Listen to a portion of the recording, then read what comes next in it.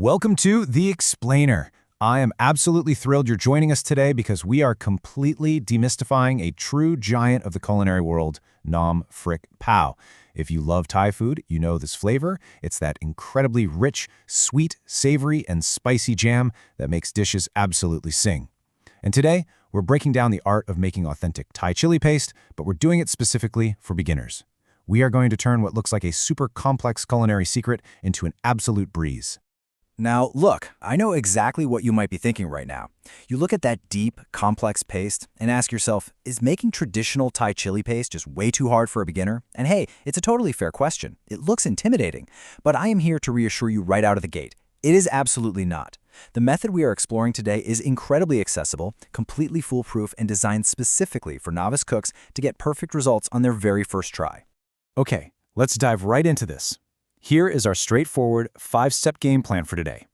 We'll prep simple ingredients, roast and fry our aromatics, pound things the traditional way, stir fry and season, and then finally, I'm going to reveal the secret to 1 year storage. All right, kicking things off with step 1, prepping those simple ingredients and customizing your flavor base. Here's the really cool part about making this yourself. You are totally in control of the spice level. You're the boss of your chili paste. We're looking at 2 types of chilies here. On one side, we've got big or mun chilies. These provide a super mild heat and that vibrant signature red color we all recognize. On the other side, we have Jinda red chilies, which pack a much more intense heat. By simply adjusting the ratio of these 2 specific chilies, you can make your paste as mild or as absolutely fiery as your heart desires. Seriously, if you want it super mild, just go ahead and remove the seeds from the big chilies. Easy. To round out our ingredient list, we just need a few essential flavor builders. You'll need some sliced shallots and chopped garlic for our aromatic base.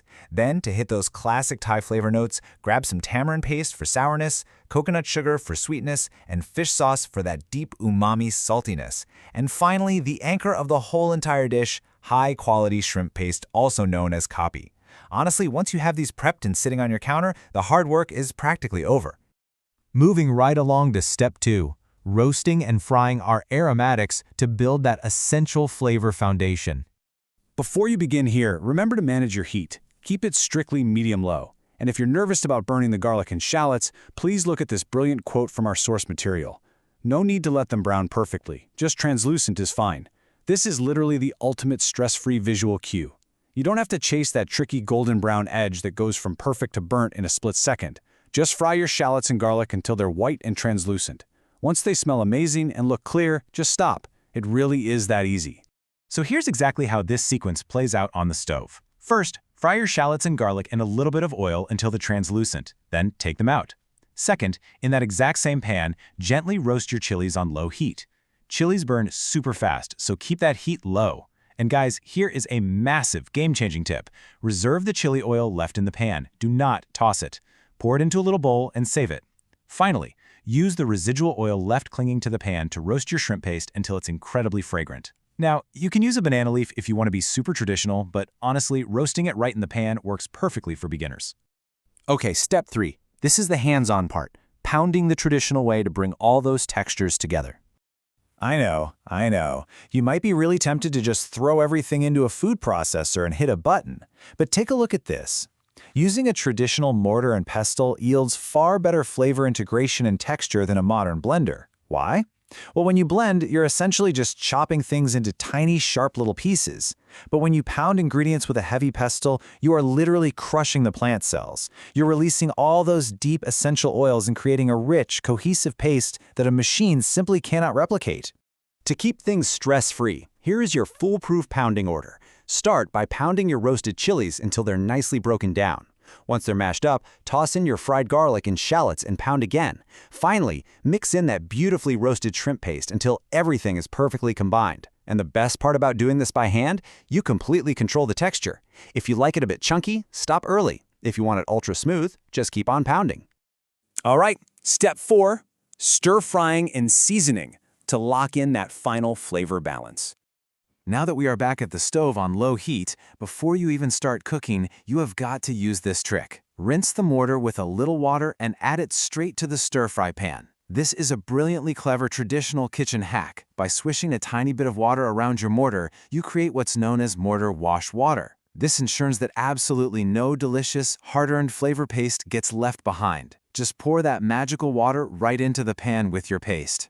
Time to season. For a standard batch, you're going to want to add about 2 tablespoons of coconut sugar for that deep, rich sweetness.